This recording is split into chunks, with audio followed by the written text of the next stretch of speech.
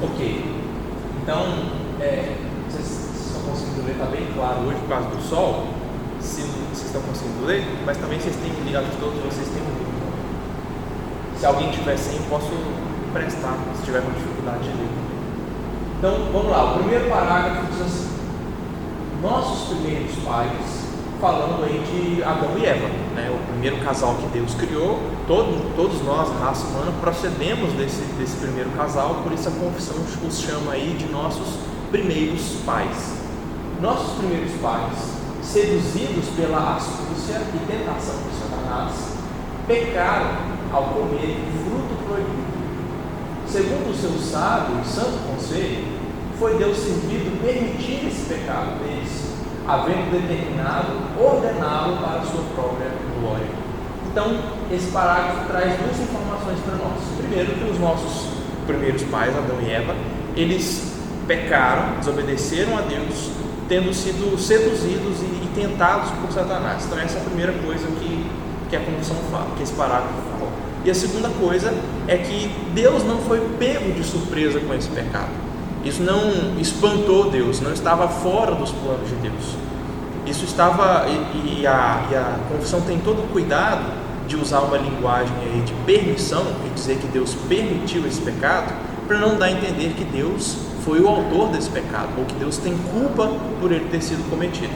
Então daí esse cuidado da confissão de dizer que a Deus foi servido, ou seja, pareceu bem a Deus permitir esse pecado, e não só permitir no sentido passivo de eles querem fazer, eu vou deixar eles fazer. Não só nesse sentido passivo, né, de não poder fazer nada, como quem lava as mãos, mas Deus, ele de tal forma escreveu esse pecado em seu decreto, em seu plano, e planejou que por meio desse pecado Deus fosse glorificado. Então Deus não só permitiu a queda, como Deus decretou a queda para a sua própria glória. A intenção de Deus com o pecado da humanidade é manifestar a sua glória, a sua graça, mostrar o quanto Ele é um Deus, por um lado gracioso, misericordioso, mas também um Deus justo e que se ira contra o pecado e condena o pecado. Então a queda de Adão e Eva, a queda da humanidade, ela tem um propósito, no decreto de Deus já tinha um propósito de dar glória a Deus, de glorificar a Deus.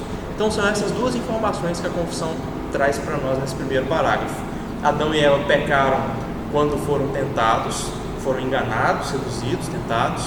E a segunda coisa é que Deus decretou esse pecado, fazia parte do plano dele para a sua própria glória. Então são essas duas informações que a confissão traz para a gente. E agora eu vou colocar na tela alguns dos versículos que os autores da confissão elencaram para argumentar e para dizer isso. Então, além do texto de Gênesis que a gente já conhece, né, a gente já tem visto nos domingos à noite, Paulo, quando escreve a segunda carta aos Coríntios, ele diz o seguinte: eu receio que assim como a serpente enganou a Eva com a sua astúcia, assim também seja corrompida a vossa mente e se aparte da simplicidade e pureza devidas a Cristo. Então Paulo, afirmando o medo dele da igreja ser tentada e acabar se desviando da fé, e aí Paulo cita a tentação de Eva e diz que Eva foi enganada. Ela foi enganada pela astúcia, pela malícia de Satanás. Então é para reafirmar o que a confissão diz, de que os nossos primeiros pais foram tentados e seduzidos. Isso não tira, e lembrando que isso não tira a culpa dos nossos primeiros pais, né? Isso não livra Adão e Eva da sua responsabilidade. Diante da tentação, eles tiveram a escolha, a liberdade, o poder de dizer não àquela tentação. Na verdade, diferente do que qualquer um de nós, que somos caídos, já depravados, eles tinham o poder de rejeitar a tentação, de dizer não para ela e de se apegarem à palavra de Deus. Eles foram criados santos e perfeitos, sem nenhum pecado, sem nenhuma inclinação ao mal.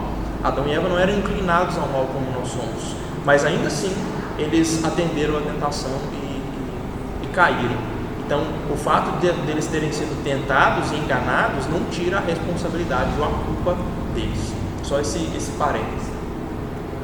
Então agora os próximos versículos já vão mostrar como Deus preparou a queda para manifestar a sua própria glória, a sua misericórdia, a sua graça. Em Romanos 11, Paulo está discutindo a questão do judeu. Então, por que os judeus não creem em Cristo? Por que os judeus não receberam o Senhor Jesus? O que vai ser deles? Será que Deus desprezou completamente o povo judeu? Foi o primeiro povo a quem Deus revelou? Então, em Romanos 11, Paulo está discutindo essa questão entre judeus e gentios, que são aqueles que não são israelitas. É gente nascida em qualquer nação fora de Israel. Então, nós somos gentios, nascemos no Brasil e não em Israel, não somos judeus. Então, Paulo, em Romanos 11, está discutindo essa questão entre judeu e gentio, como Deus lida com isso, qual é o plano de Deus a respeito deles. E então, Paulo diz o seguinte nos versículos 30 a 32: porque assim como vós também, outrora, fostes desobedientes a Deus, ele está falando aí com os romanos, que são, em sua maioria, gentios. Então, Paulo está falando com os gentios. Vocês, em outro tempo, ou seja, antes da conversão, antes de Jesus, vocês eram desobedientes, mas agora vocês alcançaram misericórdia à vista da desobediência deles, ou seja, dos judeus. Os judeus desprezaram Cristo, mas vocês aceitaram e receberam pela fé. Então, em outro tempo, vocês viviam no pecado, vocês eram desobedientes, mas agora vocês foram salvos. Agora vocês acharam misericórdia de Deus, e isso com os judeus desobedecendo. Assim também, estes, os judeus, agora estão sendo desobedientes. Por quê? Porque rejeitaram Cristo, para que igualmente eles alcancem misericórdia à vista do que vos foi concedido. Porque Deus a todos encerrou na desobediência, a fim de usar de misericórdia para com todos. Então, o que Paulo está dizendo é, tanto os judeus quanto os gentios são desobedientes. O povo judeu, se no primeiro momento servia a Deus e cria no Deus de Israel, quando veio o Redentor, quando veio o Salvador, Jesus, eles o rejeitaram. Então, estavam em desobediência. E Paulo está dizendo, olha, isso mostra que tanto vocês, gentios, quanto eles, judeus, estão debaixo da desobediência. E Deus colocou todo mundo nesse mesmo patamar. Deus alinhou judeus e gentios, chamando-os de desobedientes, não fazendo distinção entre eles. Então todos são desobedientes. Todos quem? Judeus e gentios. E por que Deus colocou todos nesse mesmo saco, né? Por que Deus fez todo mundo farinha do mesmo saco? Ou seja, desobedientes, para usar de misericórdia com todos. Todos quem? Tanto judeus quanto gentios, sem fazer distinção. Então o que Paulo está dizendo é que Deus fez com que todos o rejeitassem, todos fossem desobedientes, para Deus usar de misericórdia com eles e mostrar, olha como é que eu sou um Deus gracioso e misericordioso, apesar de vocês serem desobedientes. Mesmo vocês pecando, me rejeitando e me desobedecendo, eu ainda assim salvo vocês por meio de Cristo. É uma salvação de graça, é algo misericordioso. E Deus, para manifestar tão grande misericórdia, Deus foi servido de decretar o pecado e de fazer com que a gente caísse, para Ele mostrar e revelar o quão misericordioso Ele é, quão gracioso Ele é. Se nós nunca tivéssemos pecado, se nós nunca tivéssemos caído, a misericórdia de Deus não seria revelada, né? Porque a gente não precisaria de misericórdia, a gente não precisaria de graça, né? se nós tivéssemos mérito. Mas a Deus foi servido, pareceu bem decretar o pecado para revelar assim, o seu grande amor, sua grande misericórdia, sua grande graça. Então Deus encerrou todos debaixo da desobediência, como diz Paulo, para manifestar a sua misericórdia.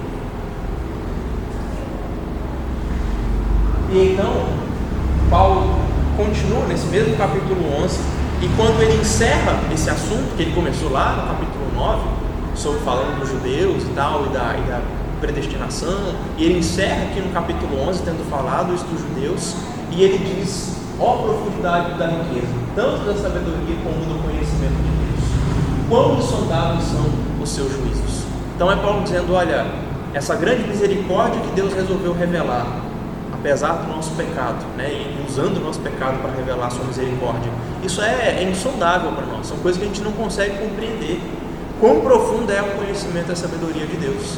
Então, como resultado disso, a Ele a glória. Paulo encerra Romanos 11 dizendo isso, porque dele, por meio dele e para Ele são todas as coisas, a Ele a glória eternamente. Amém. Então, tudo que Deus fez ao rejeitar um povo, ao escolher um povo, ao usar o pecado para manifestar a sua graça, a sua misericórdia, tudo isso nos leva a dar glória a Ele, a reconhecer que por meio dele, para ele são todas as coisas, a ele a glória eternamente. Amém. Então, a reação, ou o que Deus quer provocar em nós, é glorificar o nome dele, é reconhecer a grandeza, a misericórdia dele. Então, tudo isso que Deus fez na história foi para manifestar a sua glória, foi para que ele seja reconhecido como um Deus gracioso, misericordioso, um Deus muito bondoso, que não nos trata segundo os nossos pecados, que apesar de merecermos, não demora ou não estende a sua ira, mas é um Deus paciente. Então, tudo isso Deus fez para glorificar o seu próprio nome. Tem mais um versículo aí? Não. Então, o primeiro parágrafo disse essas duas coisas para a gente. Primeiro, os nossos primeiros pais pecaram ao serem tentados por Satanás. A gente viu lá Paulo falando que Eva foi enganada pelo diabo, então eles caíram. E isso não pegou Deus de surpresa, né? O pecado não estava fora do plano de Deus, de forma que ele aconteceu. Não é que ele não sabia, e não só de fato, embora a confissão use essa linguagem de permissão, ela deixa claro que permissão não é somente eu vi que eles vão fazer, deixei, eles que se virem aí. Não é uma permissão no sentido passivo e no sentido indiferente, como se Deus simplesmente deixasse acontecer e tudo bem. Deus, ele permitiu no sentido de que ele não é o autor do pecado, que Deus não tem culpa ou responsabilidade alguma pelo pecado, mas o pecado e a queda estavam no decreto de Deus, estava planejado por Deus, e Deus planejou isso e arquitetou isso, tendo em vista a sua própria glória, para manifestar a sua graça, a sua misericórdia, para ele ser glorificado, para que a gente olhe para ele e diga: ó profundidade da riqueza, né? A dele, por meio dele, para ele são todas as coisas, a ele a glória eternamente. Então Deus decretou o pecado para isso, para a glória do seu próprio nome. Deus não foi pego de surpresa com isso. É isso que a confissão está trazendo para a gente nesse primeiro parágrafo. Tudo bem? Alguma pergunta sobre esse parágrafo 1?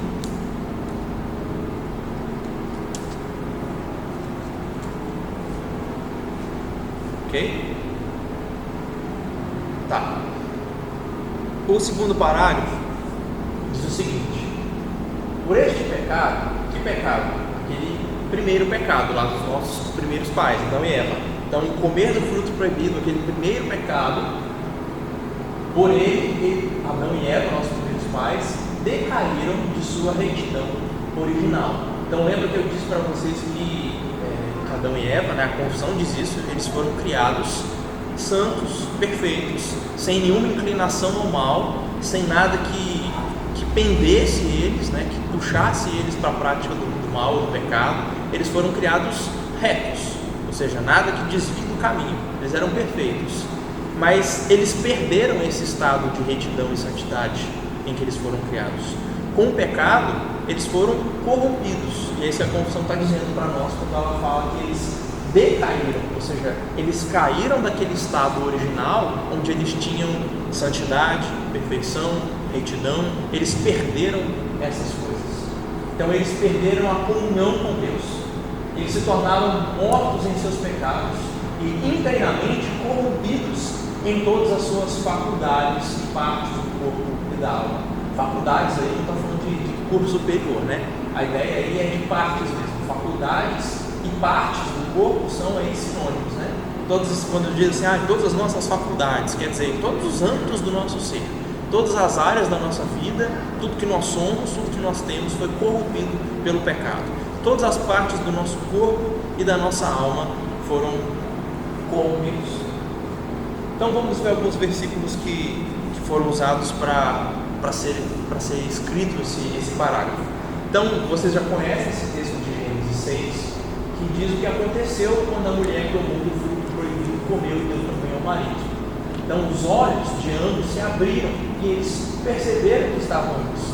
E eles cozeram folhas de figueira e fizeram cintas para si, porque eles ficaram com vergonha, né? Eles perceberam que estavam nus e se sentiram envergonhados.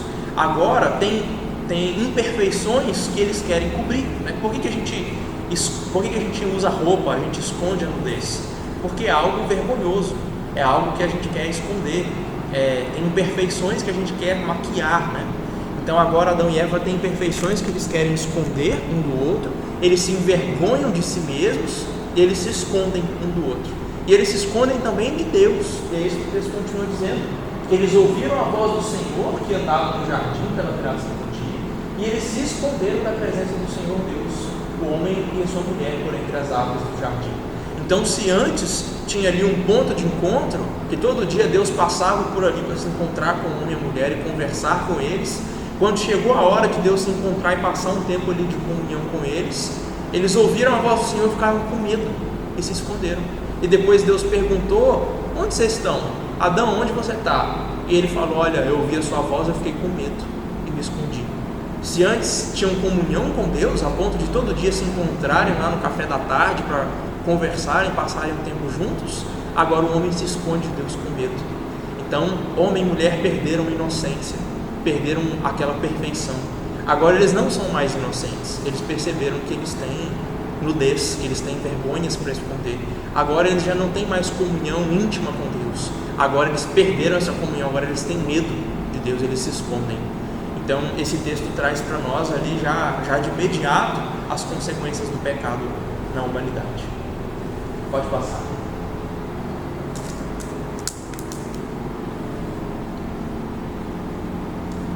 Gênesis capítulo 2 fala sobre a pena que Deus tinha prometido caso o homem e mulher fossem desobedientes.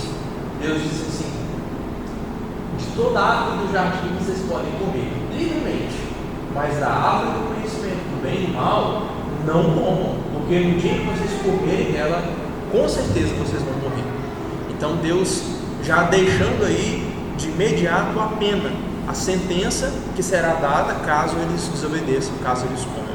Então Deus já disse: olha, morte espera por vocês caso vocês desobedeçam. E com morte aí, entendam o seguinte, embora a confissão não se detenha nessa definição de morte, mas é importante para a gente entender. Quando Deus fala que eles vão morrer, a gente vê que Adão não morre de imediato, né? A gente vai ver hoje, domingo à noite, que Adão viveu 930 anos de idade. E talvez isso seja literal mesmo, talvez ele tenha vivido todo esse tempo, mas independente de quantos anos ele tenha vivido, o ponto é que ele não morreu de imediato. Mas como é que é? Deus disse que ele certamente morreria e aí daí ele morre, porque a gente tem que entender morte como algo mais amplo do que só morte física. A palavra morte significa separação. E quando a gente pensa nessa separação ou nessa morte, a gente tem que pensar no sentido físico, né? Morreu é a alma sendo separada do corpo. A pessoa morreu, ficou sem vida. Por outro lado, também há uma morte espiritual, que é a perca de comunhão com Deus. Morte espiritual é você deixar de ser amigo e de ser companheiro de Deus e passar a ser inimigo dele, ser expulso da presença dele. E isso aconteceu com Adão de imediato.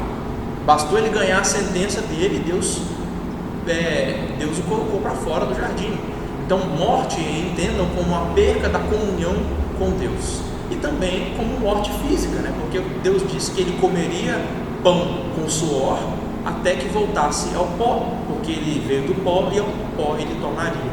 Então Deus está dizendo que a morte que ele sentenciou a Adão é uma morte espiritual, porque ele perdeu comunhão com Deus, ele foi expulso da presença de Deus, e é também uma morte física, que não chegaria de imediato, mas com certeza ela chegaria um dia, porque ele voltaria ao pó. Então, morte, tanto física quanto espiritual, são consequências do pecado. E aí até quem faça uma distinção ainda, colocando ainda morte eterna, para se referir ao juízo no inferno, né? ao que é eterno, a uma separação eterna de Deus, né? Quem está no inferno está eternamente separado de Deus.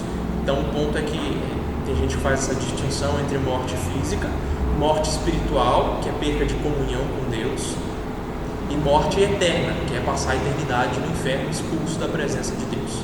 Então a gente pode pensar em morte nesses três sentidos, e esses três tipos de morte são consequência e são castigo pelo pecado.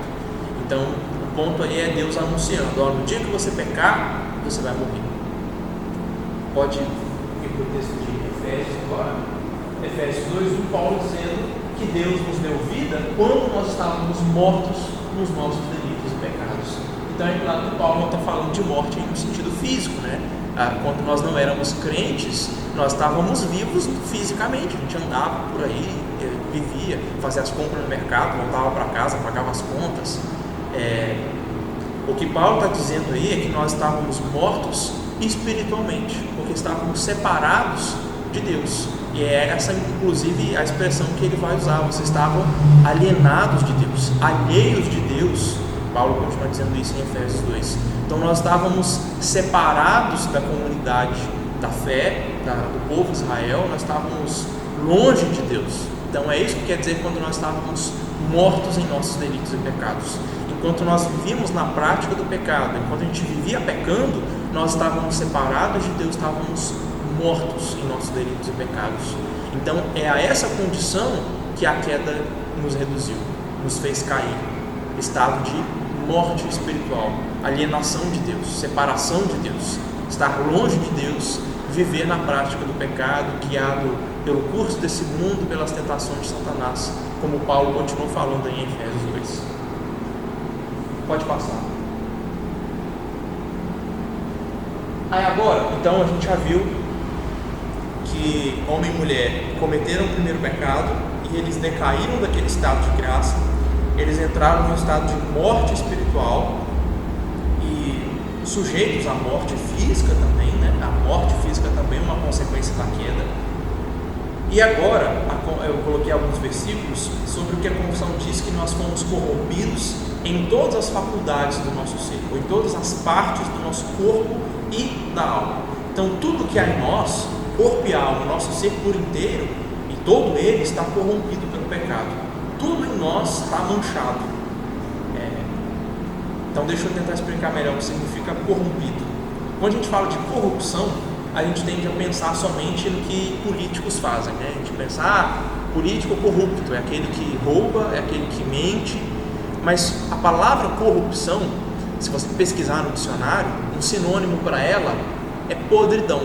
Quando a gente olha para uma fruta podre, aquela fruta que cai do pé e no chão ela fica preta, ela começa até a mofar, ficar verde depois, a gente tem ali uma fruta corrompida, manchada, né? Ela está estragada, ela está podre, né? Então um sinônimo para corrompido é podre, é estragado.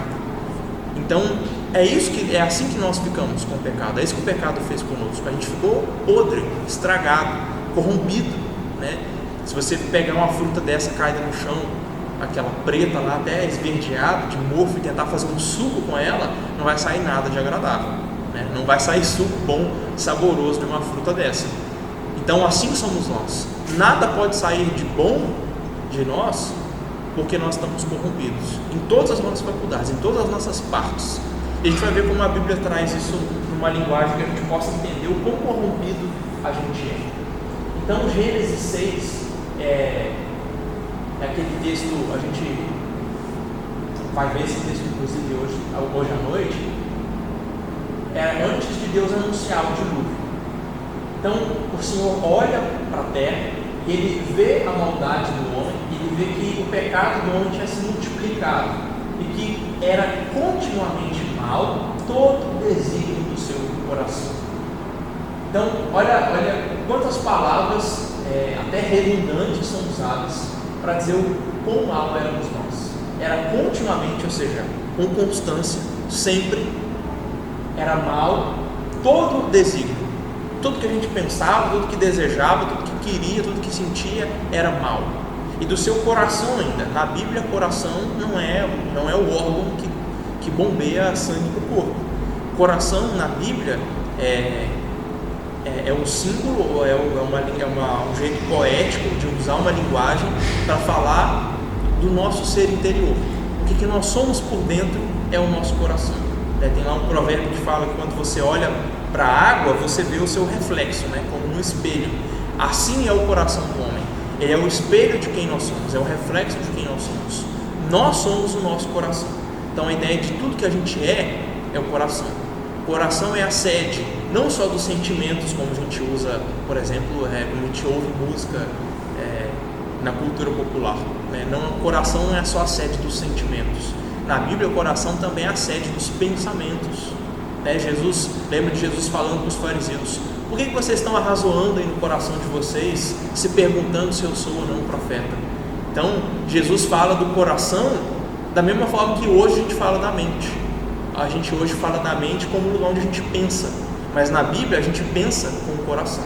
A gente sente com o coração, a gente pensa com o coração, a gente deseja com o coração. Então tudo que a gente fala, pensa, fala, porque Jesus diz: a boca fala do que está cheio o coração.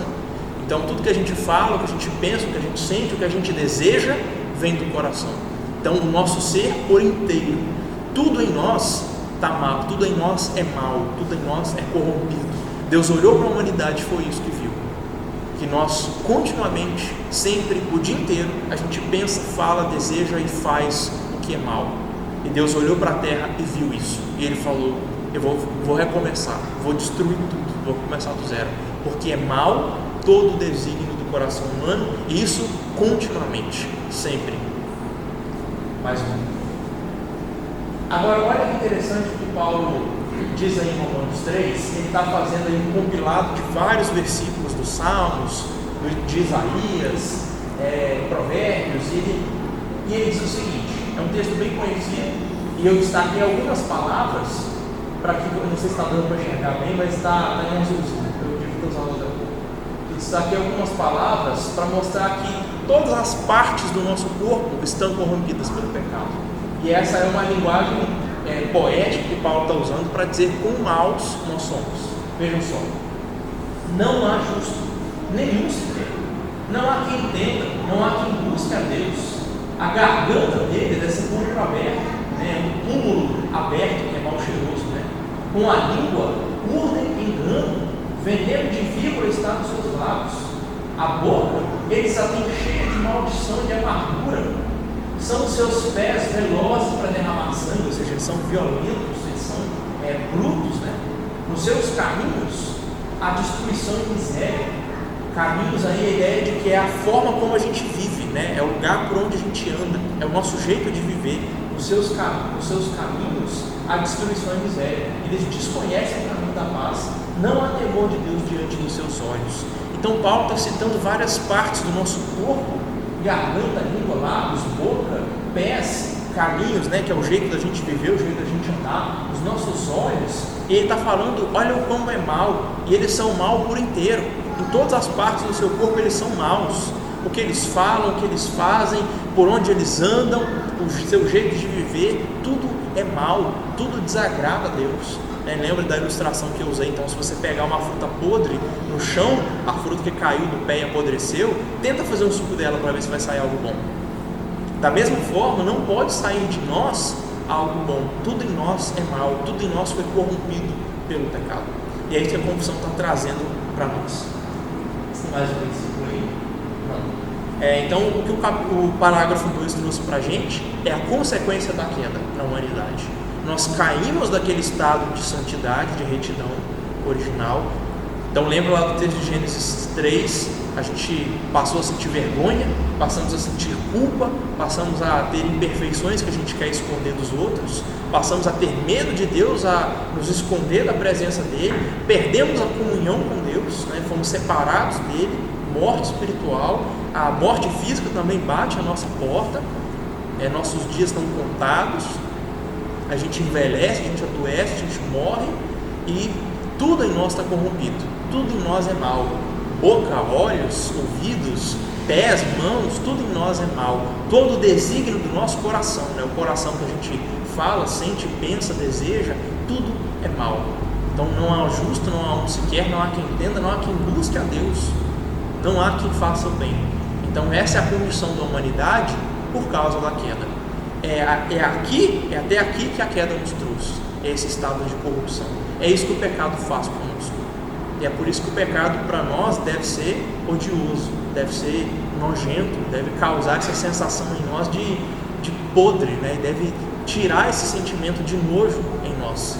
Então pensa no suco de fruta podre e é isso que o pecado tem que causar na gente. E todas essas imagens que a Bíblia traz são para causar esse efeito em nós.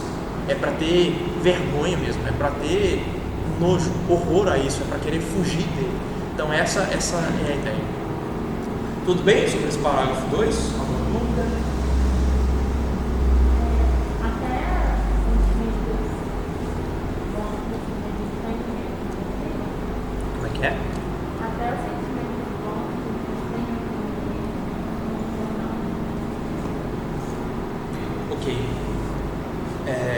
Então a pergunta da Larissa foi se até os sentimentos bons que a gente tem são corrompidos.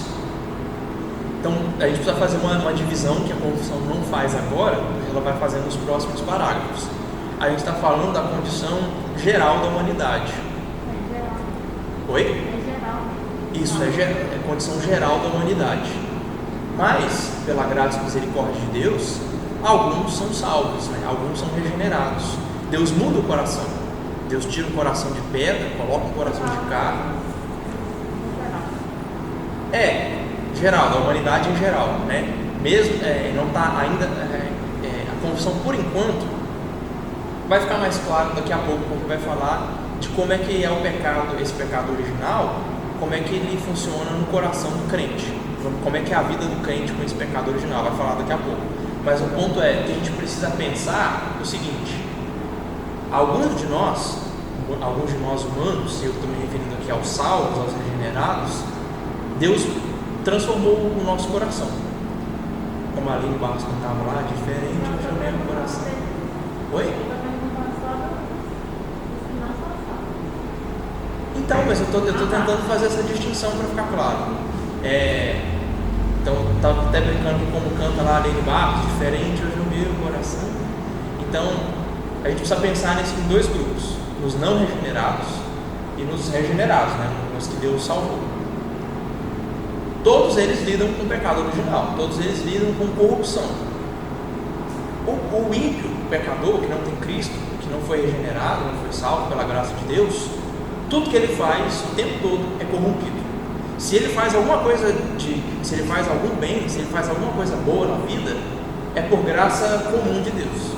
É porque Deus retém tanto o pecado e a maldade, freia a maldade dele, que às vezes ele consegue fazer alguma coisa boa. Então o ímpio, ele consegue fazer, falar e sentir alguma coisa boa, mas ele faz com desejo errado, ele faz com segundo interesse, ele faz com maldade. Então, ainda que ele faça alguma coisa de bem, isso não agrada a Deus. Ele não agrada a Deus do que ele faz, ainda que renda algum fruto bom. Tudo que ele faz está corrompido. No caso do salvo, do regenerado, a gente pode fazer coisas boas, a gente pode sentir coisas boas, falar coisas boas, porque Deus deu esse poder a nós, né? Deus nos deu essa condição. Agora que Ele mudou o nosso coração, mudou a nossa natureza, agora que nós somos nova criatura em Cristo, agora que a nossa natureza foi mudada, a gente consegue agradar a Deus. Não o tempo todo, não inteiramente, não completamente, mas a gente consegue agradar a Deus. Então, respondendo diretamente sua pergunta, a gente consegue sim sentir coisas boas, fazer e falar coisas boas, desejar coisas boas, mas nem sempre. O que a gente faz de bom agrada a Deus. O que a gente crente, né, faz de bom agrada a Deus. E a gente consegue fazer coisas boas, mas a gente não consegue fugir de uma realidade decaída e corrompida. Então, nem sempre a gente consegue agradar a Deus.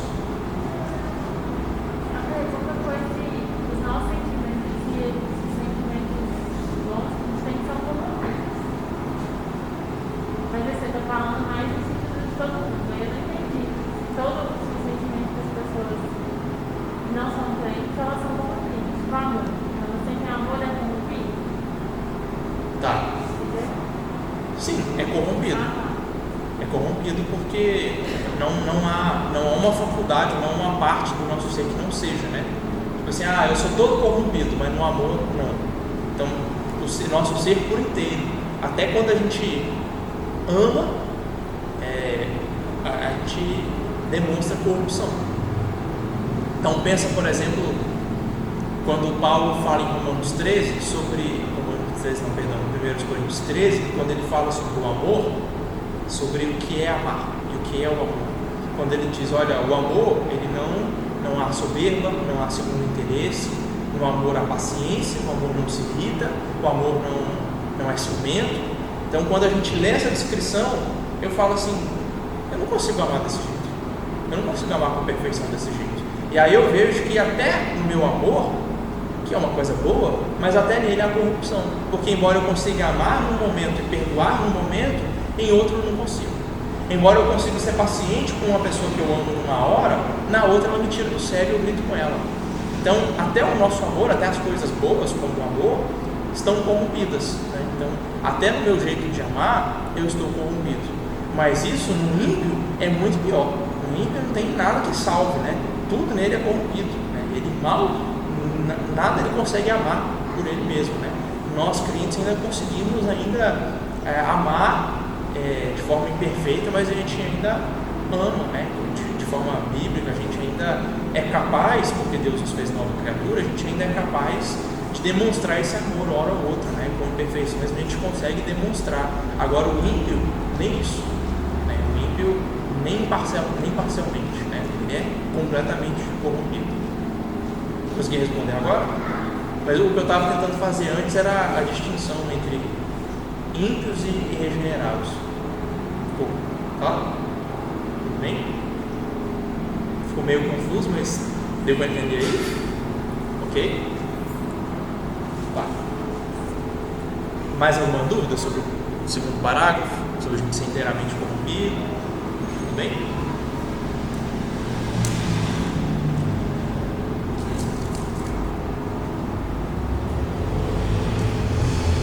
Tá. Parágrafo 3. Diz assim: sendo eles quem? Os nossos primeiros pais, Adão e Eva. Sendo eles o tronco de toda a humanidade.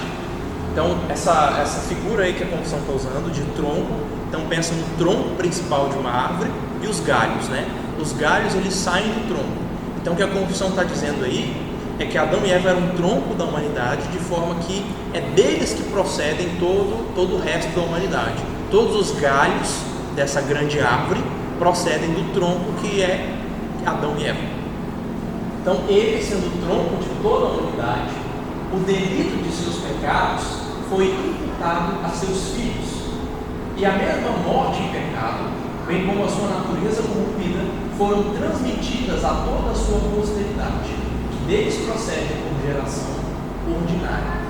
Então, o que a confissão está dizendo em palavras simples é que, como Adão e Eva são o tronco de toda a humanidade, como é deles que procede, todos os homens procedem deles, então aquela morte espiritual a que eles caíram, aquela miséria, aquela corrupção, isso também passou à humanidade. Então, toda a corrupção, a sujeira, aquela podridão do pecado, passou para todos os outros homens. Foi transmitida a nós que nascemos por geração ordinária. Então, a ideia de geração ordinária é marido e mulher coabitando, a esposa ficando grávida, dando à luz filhos, esses filhos também se casando, dando à luz outros filhos. Então, geração ordinária, a ideia aí é que nós que nascemos de forma normal, quando os nossos pais se deitam e nos geram, então a gente, depois de um período de gestação, a gente nasce. Isso é geração ordinária, é o jeito normal de nascer. Por que a confissão faz essa, eu diria que até uma ressalva? Porque ela, mais na frente, ela vai falar sobre Cristo, que, não nesse capítulo, mas posteriormente vai falar sobre Cristo.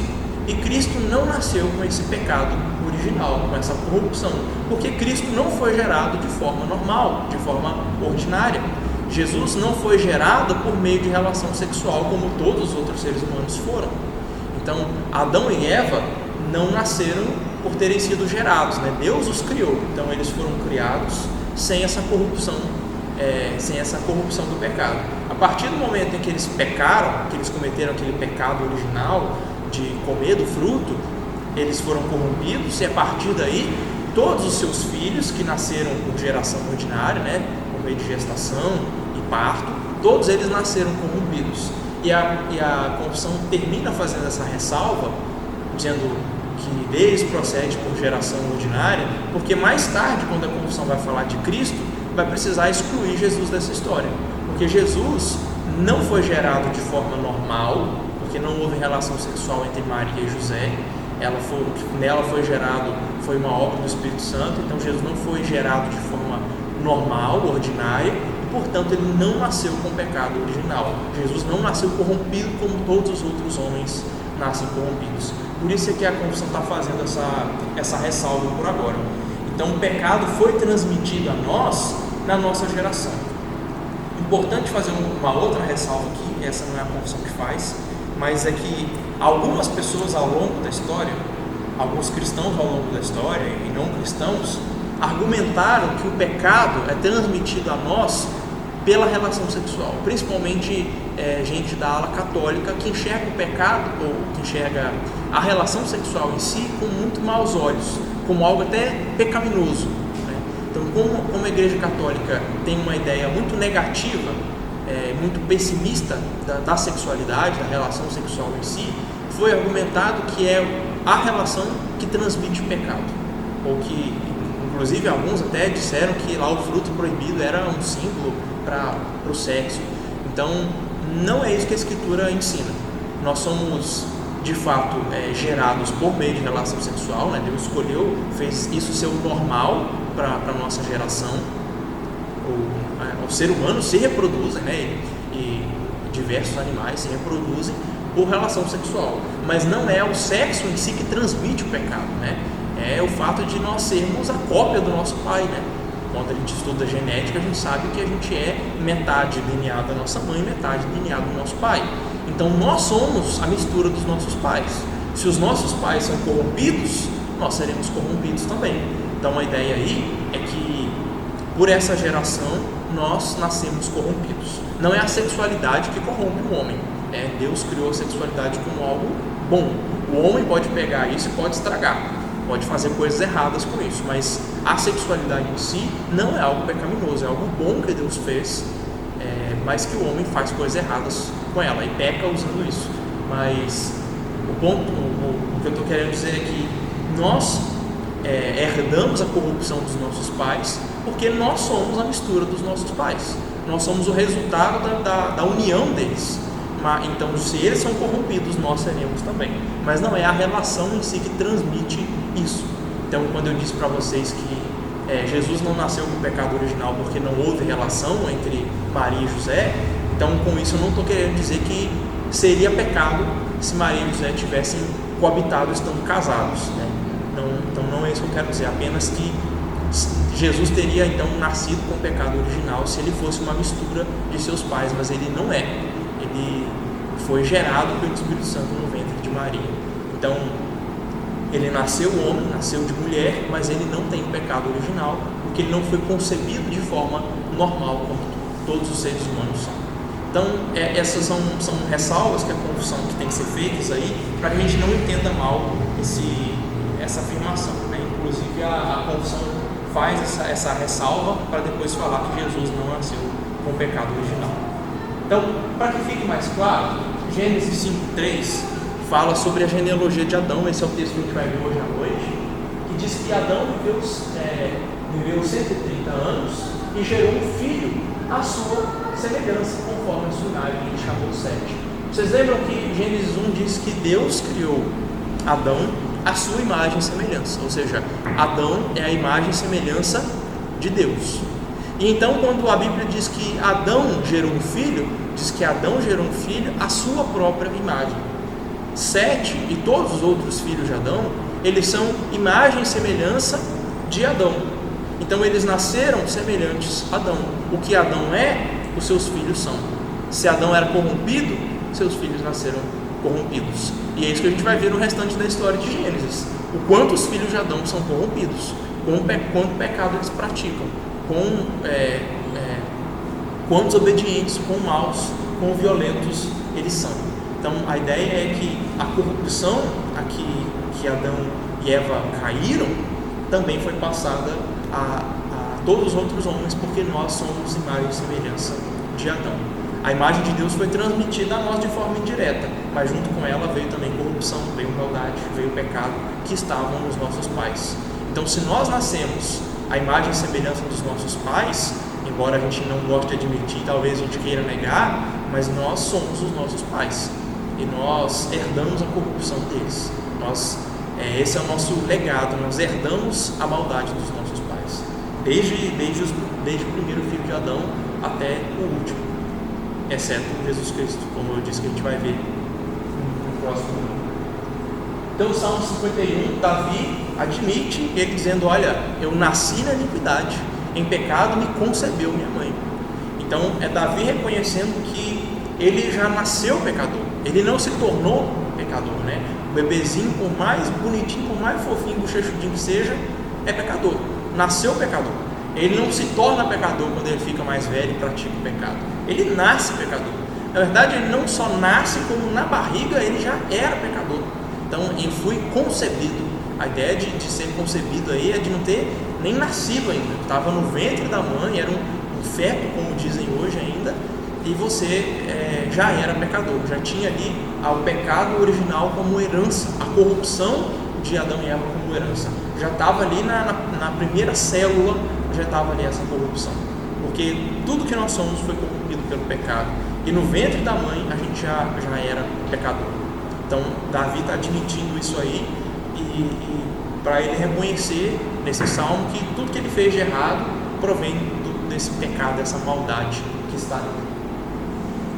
1 Coríntios 15 fala sobre como a morte e o pecado foram passadas a todos os homens por meio de Adão. Então Paulo diz assim: visto que a morte veio por um homem, de quem está falando? De Adão. Também por um homem, aí agora ele está falando de Jesus, veio a ressurreição dos mortos. Porque assim como em Adão todos morrem, assim também todos serão vivificados em Cristo. Então o que Paulo está dizendo é que o pecado e a morte passaram para todos os homens por meio de Adão. Quando Adão pecou e morreu, a morte e o pecado passaram a todos os homens. E lembre-se, com morte aí Paulo não está se referindo só à morte física, a que a gente está sujeito, mas também à morte espiritual, à separação de Deus. Então o ponto aí é que todos nós já nascemos mortos em pecado, porque nós recebemos isso de Adão. Todo mundo já nasce morto em pecado, mas por meio de Cristo a gente recebe vida, a gente recebe ressurreição dessa morte espiritual. Então, assim como, tanto que Paulo vai falar de um primeiro Adão e de um segundo Adão, chamar Jesus de segundo Adão. Pelo primeiro Adão entraram a morte e o pecado no mundo. Pelo segundo Adão, que é Jesus Cristo, entra a graça, a misericórdia, a ressurreição, a vida eterna. Então esses dois trazem para a humanidade consequência pelas suas obras. Pela desobediência de Adão veio a morte e o pecado. Pela obediência e justiça de Cristo vem vida, justiça, misericórdia, ressurreição, vida eterna. Então é isso que Paulo está querendo dizer. E a confissão cita esse versículo para embasar o que ela diz, que todos nós já herdamos essa morte que veio de Adão.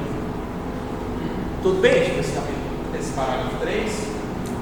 Acho que ficou meio confuso a história da geração ordinária, mas em poucas palavras a ideia é que nós herdamos e recebemos esse pecado original por meio de reprodução, porque é assim que a raça humana se multiplica, por meio de reprodução, e nós recebemos isso, está no sangue, né? É um fato biológico, inclusive.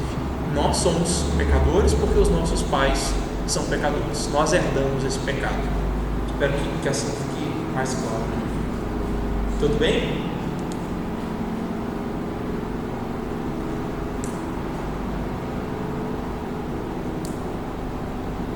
Ok? Tá, parágrafo 4 então. Dessa corrupção original, então aí, lembra, o pecado original é o primeiro pecado de Adão e Eva, a corrupção original é a corrupção deles que nós herdamos.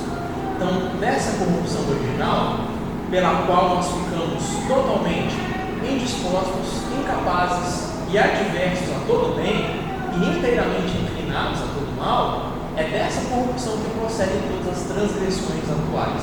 Então, a corrupção está fazendo uma distinção entre o pecado original, que é aquele pecado que os nossos primeiros pais cometeram, e transgressões atuais, ou pecados atuais, que são os pecados são os pecados que nós cometemos todos os dias. Esses pecados que nós cometemos todos os dias, essas transgressões atuais, elas são fruto da corrupção original, do pecado original. Ou seja, tudo que nós fazemos é mal porque nós somos maus por natureza, nós herdamos essa corrupção. Lembra lá da ilustração pensa na laranja podre que cai do pé, ela apodrece no chão. Se você fizer um suco dessa laranja podre, vai sair um suco podre, ou seja, o resultado de um fruto podre é um suco horrível, estragado.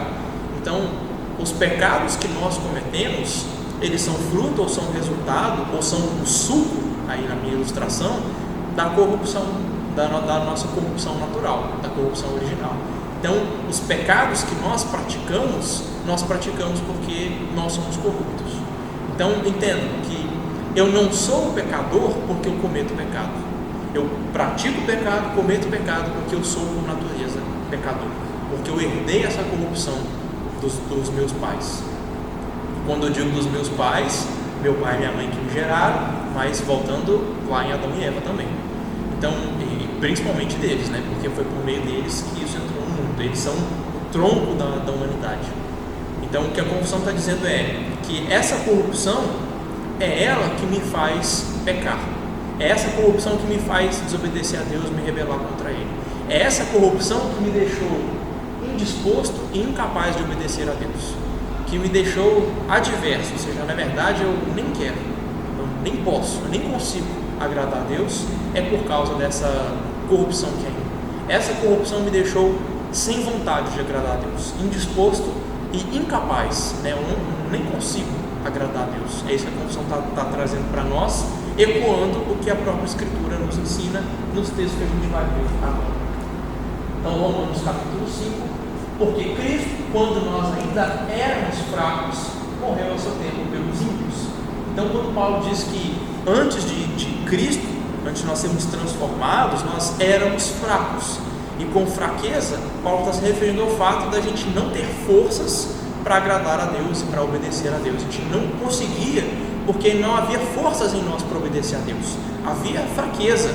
Nós não conseguíamos agradar a Deus, nós não tínhamos forças para obedecer a Deus, mas ainda assim Deus nos salvou, ainda assim Cristo morreu por nós pecadores e nós somos salvos por Ele.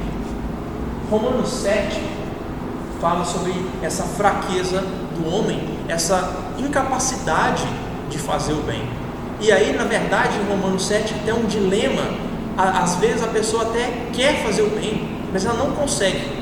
Ela, na verdade, ela até quer não fazer o mal, mas ela faz. Então, Romanos 7 traz essa dificuldade e essa fraqueza própria da corrupção humana. Porque eu sei que em mim, isto é, na minha carne, não habita bem nenhum. Então, Paulo dizendo, olha, no homem natural não tem bem nenhum, não há nada de bom.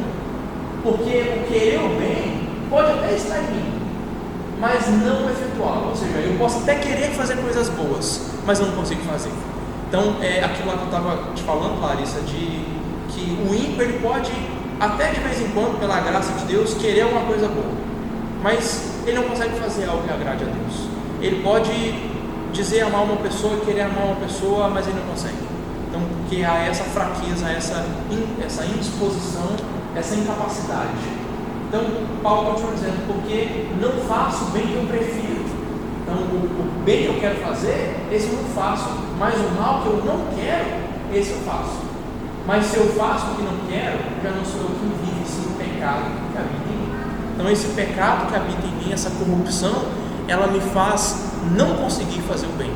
Eu sou incapaz, eu estou dizendo aqui, eu pecador corrompido, não transformado pela graça de Deus, que essa é a realidade que Paulo está pintando em Romanos 7, alguém que vive na carne, alguém que é carnal, no sentido de alguém que não tem o Espírito de Deus. Essa pessoa é incapaz de obedecer a Deus, ela é incapaz de fazer o bem, ela pode até desejar, ela pode até querer mudar de vida, mas ela não consegue.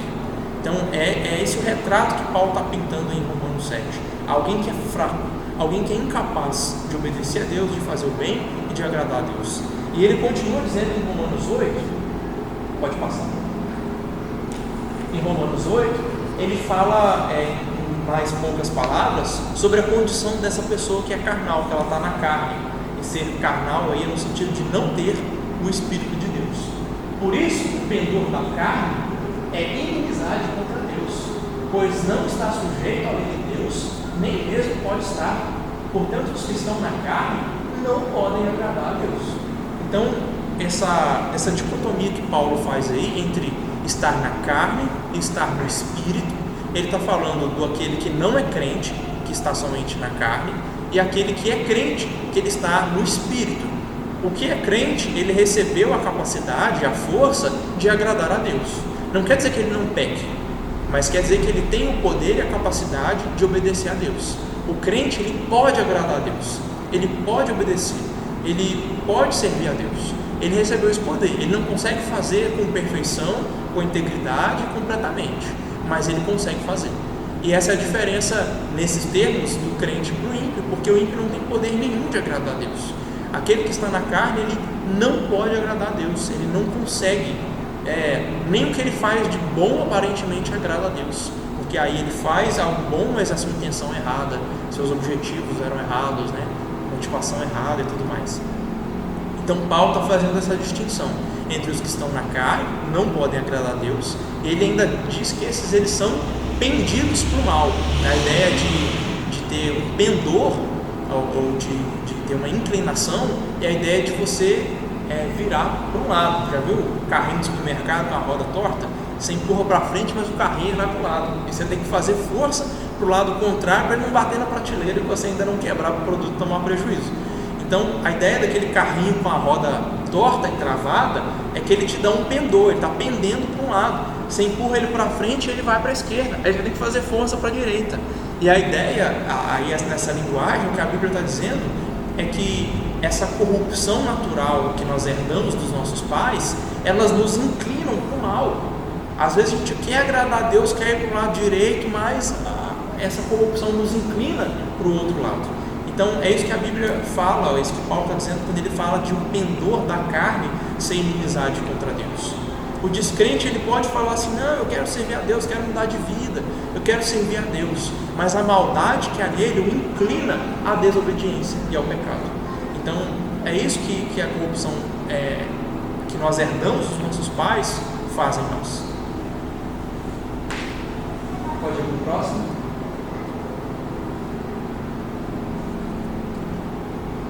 Colossenses capítulo 1, versículo 21. E a vós outros também, que outrora eres estranhos e inimigos do entendimento pelas vossas obras malignas. Então ele está dizendo: olha, antes de vocês serem crentes, vocês eram inimigos de Deus, vocês praticavam obras malignas, no seu entendimento, no seu pensamento, vocês eram maus, inimigos de Deus, e vocês eram estranhos a Deus. Ou seja, a ideia de ser estranho é de não ter comunhão com Deus. Uma pessoa que você diz: aquele ali é um estranho, eu não conheço. Ou seja, você não tem intimidade com a pessoa, você não conhece, você não come com ela não senta à sua mesa, ela é uma estranha para você. Então, para Deus, assim é o homem sem Cristo, ele é um estranho, é um inimigo. Próximo. Tiago 1,14. Cada um é tentado pela sua própria cobiça, quando essa o atrai e seduz. Então a ideia de atração aí, pensa num imã. Se você colocar imã que um atrai o outro, você nem precisa encostar, mas um vai puxar o outro, vai atrair o outro. Então a ideia é que a cobiça que há no nosso coração, no nosso interior, a maldade do nosso coração, ela nos atrai para o pecado, né? Então essa cobiça nos atrai, nos seduz, nos tenta, então a gente comete o pecado. Então esse é o contexto onde que Tiago diz: olha, quando você for tentado, não fala que você é tentado por Deus não, porque Deus não tenta ninguém. Você é tentado pela sua própria cobiça, pelo pecado que habita no seu coração. Ele te atrai, ele te seduz, então você comete o pecado. Então essa maldade que há dentro de nós, ela nos inclina, né? Na ilustração que Paulo tinha usado, ela tem um pendor, e agora a ideia é de atração, de um imã que te puxa para a prática do pecado. Essa é a maldade que habita em nós. Mateus 15:19, Jesus falando sobre o coração, né? Porque do coração procedem maus desígnios, homicídios, adultérios, prostituição, furtos, falsos testemunhos, ou seja, mentira, blasfêmias, desonras contra Deus. Então Jesus dizendo que o nosso coração, ele está cheio dessas coisas, e é do nosso coração mal que procede todos esses pecados. Então lembra aquela frase de efeito lá, que não é minha, ela é muito repetida, não sei nem quem é o autor, eu não sou pecador porque eu pratico o pecado. É o contrário, eu pratico o pecado porque eu sou pecador. É do meu coração corrupto que procedem todos esses pecados que Jesus listou ali: adultério, traição, mentira, assassinato, violência, desonra a Deus, blasfêmia. Tudo isso procede de um coração mau. Ok? Parágrafo 4, tudo bem?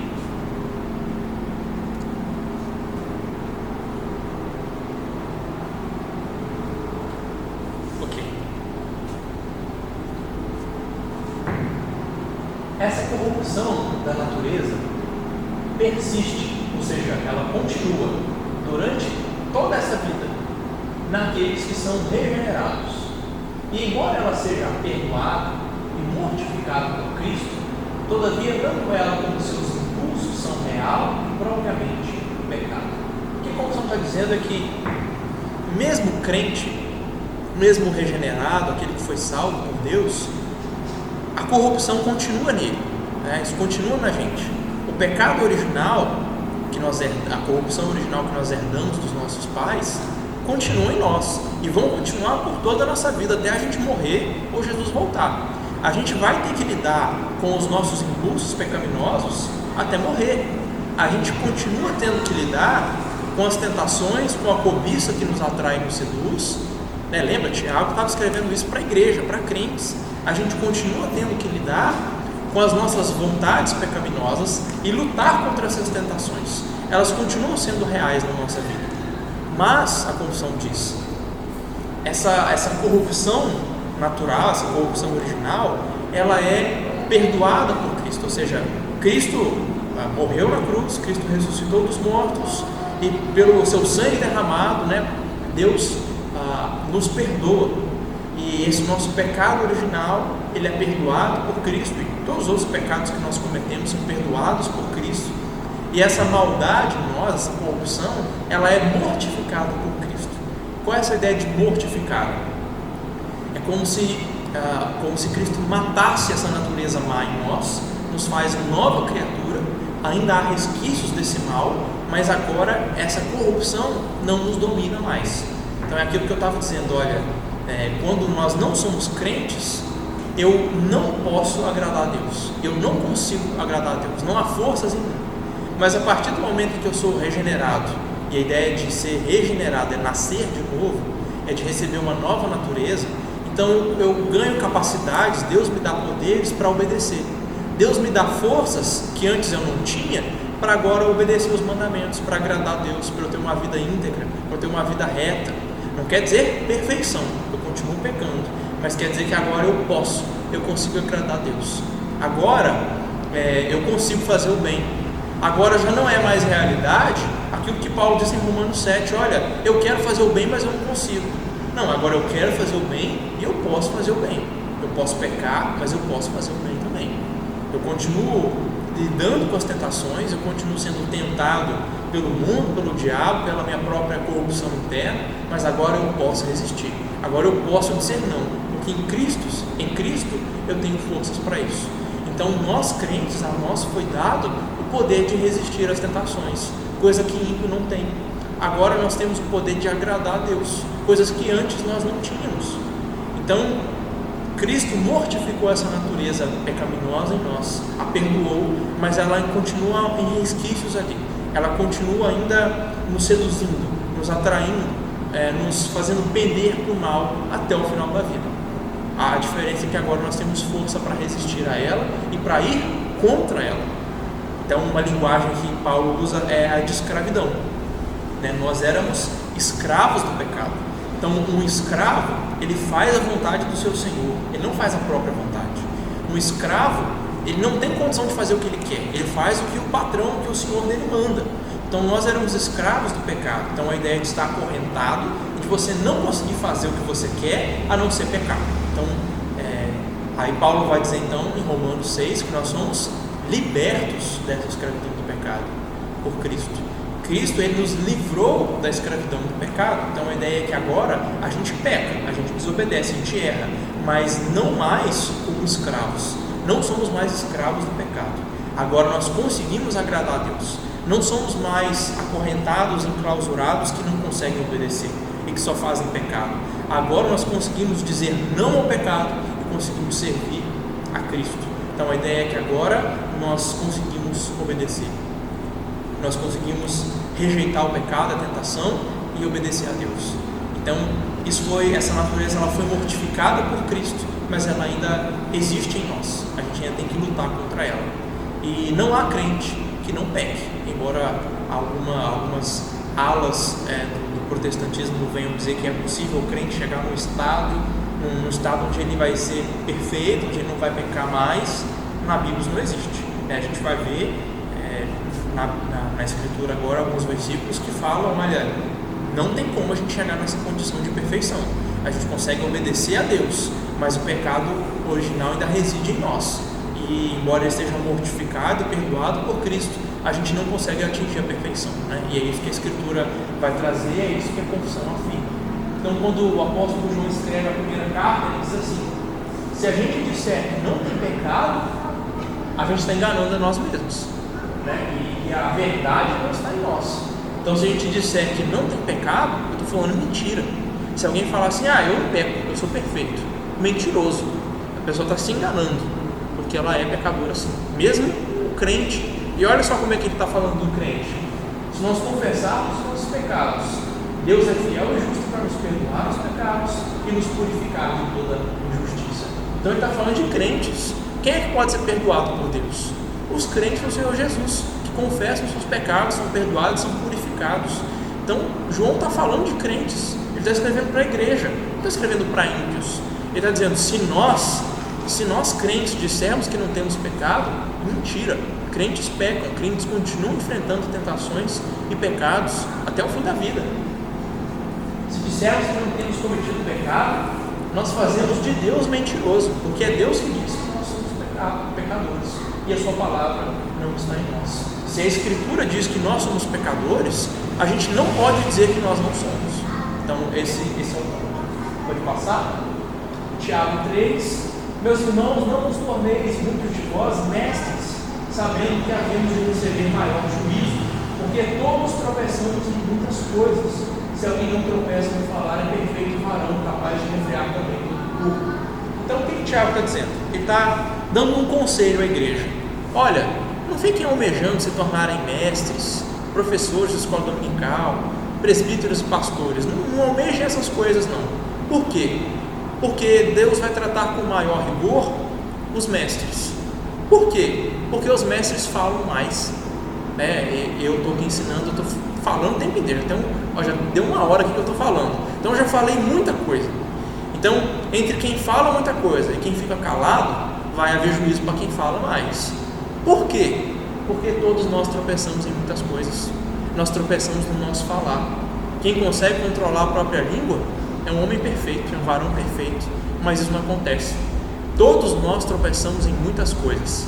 Então, enquanto mais você fala, mais chance você tem para tropeçar, para falar coisa errada e depois para Deus acertar as contas com você. E para você ter que dar explicações para Deus prestar contas a Ele.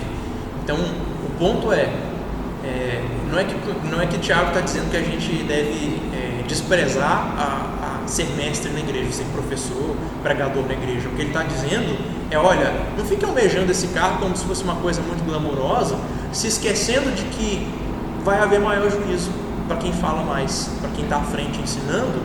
Deus vai ser mais rigoroso com ele. Por que Deus vai ser mais rigoroso? Porque ele fala mais. Como a gente tropeça em muitas coisas, ele vai falar coisa errada, vai acabar falando o que não deve, falando demais, e vai ter que prestar contas a Deus. Porque todos nós tropeçamos em muitas coisas. Tiago está se incluindo e está falando da igreja, dos crentes: olha, a gente tropeça em muitas coisas. Por que a gente tropeça em muitas coisas? Porque o pecado continua habitando em nós. Nós continuamos sendo em alguma medida corruptos, embora não como antes da conversão, antes de Cristo. Eclesiastes 7:20: não há homem justo sobre a terra que faça o bem e que não peque. Então não há alguém que possa dizer: olha, eu sou perfeito, eu não peco. Não é verdade. Provérbios 20, versículo 9: quem é que pode dizer: purifiquei o meu coração, estou limpo do meu pecado? Quem é que pode dizer que não tem pecado nenhum, que está com o coração purificado completamente e que não tem mal nenhum? Ninguém pode dizer isso. Gálatas 5, digo porém, aí nesse texto Paulo está falando sobre uma guerra que acontece na vida do crente. Uma guerra entre a sua corrupção natural, entre a sua carne, e entre o Espírito de Deus que habita em nós crentes.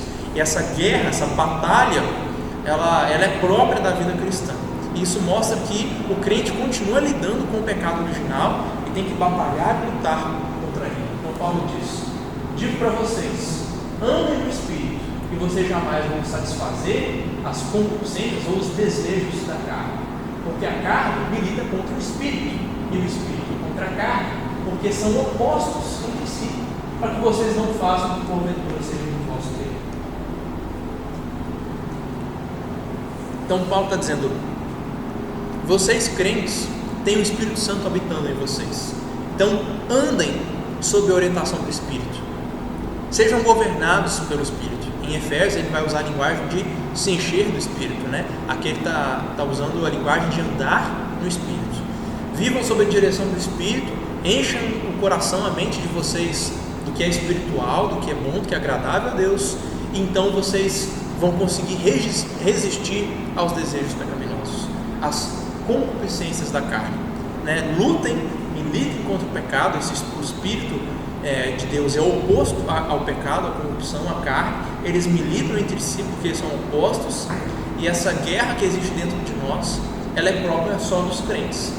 O ímpio não tem essa guerra, porque o Espírito não habita nele, ele só faz o que a carne quer. Mas nós, embora sejamos tentados e por vezes fazemos o que a carne quer, nós também temos o Espírito habitando em nós. E há essa guerra, que às vezes a gente vai sentir aquela vontade de pecar, aquele desejo mal, aquela coceirinha na língua para falar mal do outro, para xingar o outro, para falar o que ele merece ouvir, mas a gente vai falar não. Então aquele desejo de falar e de gritar com o outro, de xingar ele, de falar mal do outro, é aquele desejo, e a gente diz não vou falar. Essa é uma capacidade que só crentes têm, porque o Espírito de Deus habita em nós e nos dá poder para resistir ao pecado. O ímpio não resiste não, o ímpio tem a vontade de falar, e ele pode até dizer, vou contar até 10 aqui, mas ele peca, ele não tem poder para resistir ao mal, resistir ao pecado. O crente tem, e esse poder nos foi dado por Deus. Agora o Espírito habita em nós, e a gente lida com o pecado ainda, a gente comete pecado, mas nós temos o poder de dizer não para ele. Tudo bem sobre o parágrafo 5? Alguma dúvida?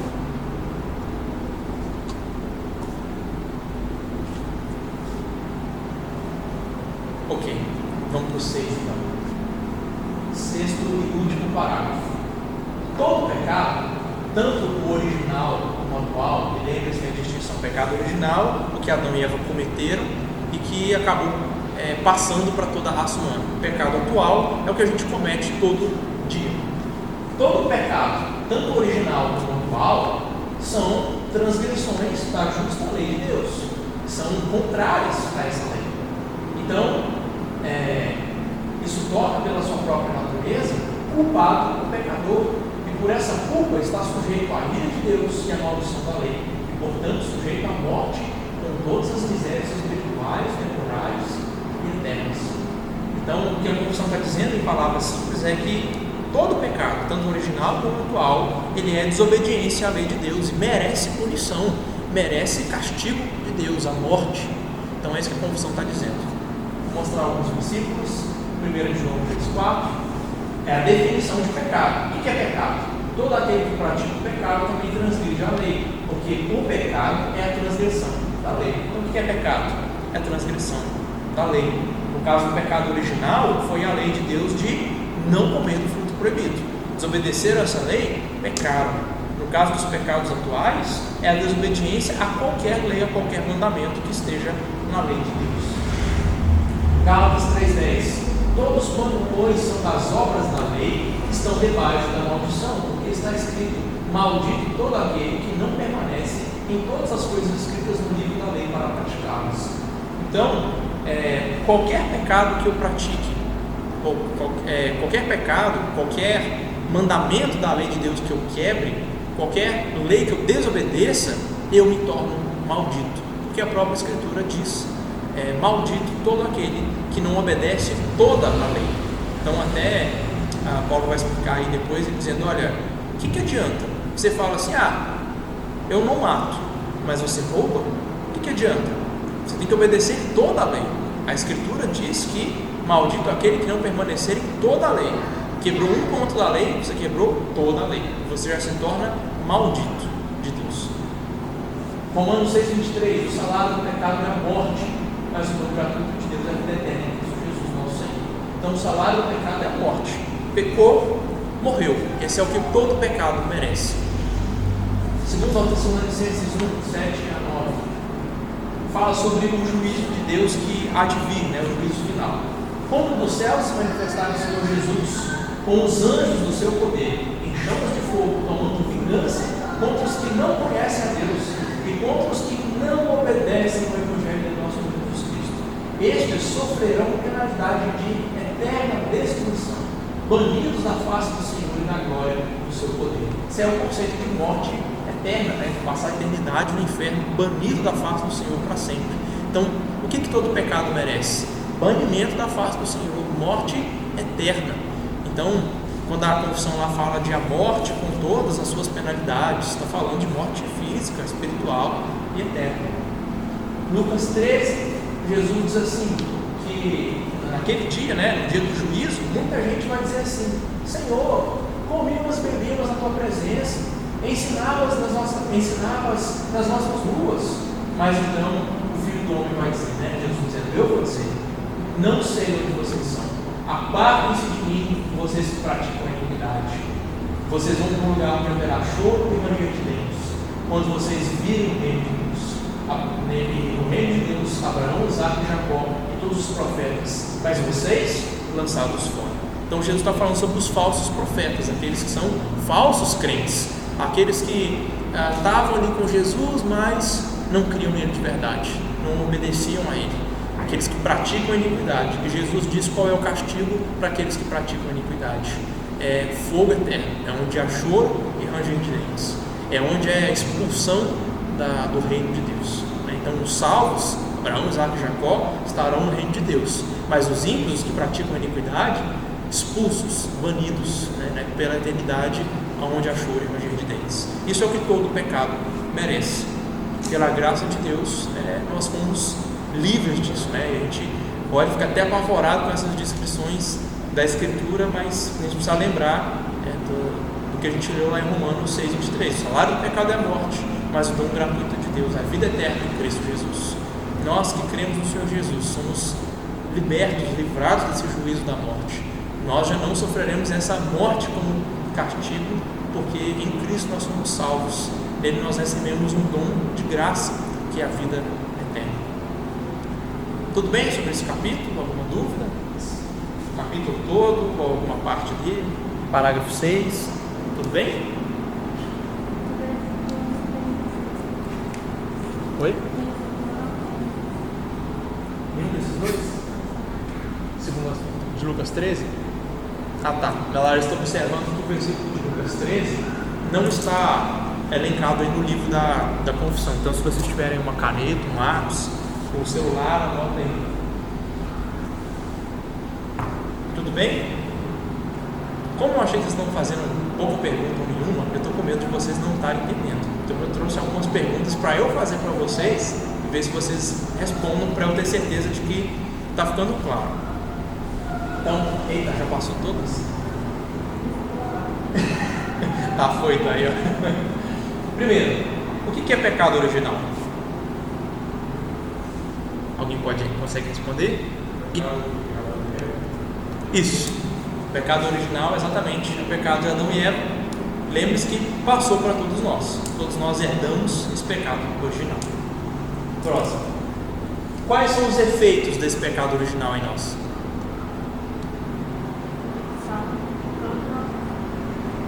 Oi? A corrupção de todo o nosso ser. Completa lá, a corrupção de todo o nosso ser. Como é que é essa corrupção? Nossa mente, coração. Nossa mente corpo e alma, ou seja, inteiro. Então, é todo o nosso ser, né? Então, mas do que se trata essa corrupção do ponto de vista prático, digamos assim? O que significa, eu sou corrompido no corpo e na alma, mas o que isso significa na prática? Isso. Então essa corrupção significa que eu não consigo fazer nada de bom, né? Eu não consigo fazer o bem, eu não consigo agradar a Deus. É isso que é corrompido. Eu lembro lá da laranja que cai da árvore e apodrece no chão. Sai alguma coisa de boa dessa laranja podre? Não. Sai suquinho de laranja gostoso, geladinho? Não sai. Não, nada de bom pode sair do que está podre, do que está corrompido. Então isso é o que significa estar corrompido, né? Quais os efeitos? Então a pergunta é: quais os efeitos do pecado original? É essa corrupção no corpo e na alma. Isso significa que eu não consigo agradar a Deus, que eu não consigo praticar o bem, eu não consigo obedecer a Deus. O que são pecados atuais? Lembram da distinção? Pecado original, pecados atuais. Pecado original, o Flamarion falou que foi o pecado cometido por Adão e Eva, e aí eu completei falando que esse pecado passou a todos nós. E o que são pecados atuais?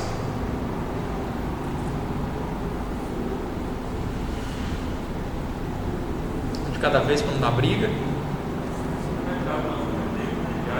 Isso, são os pecados que nós cometemos diariamente. Pecados atuais no sentido de fazer contraposição com o pecado passado de Adão e Eva, o pecado que eu cometo hoje. Só lembrando que os pecados que eu cometo hoje, eu cometo porque eu sou corrupto, corrupção que eu herdei desse pecado original. Cristãos sofrem com o pecado original? Cristãos têm o pecado original?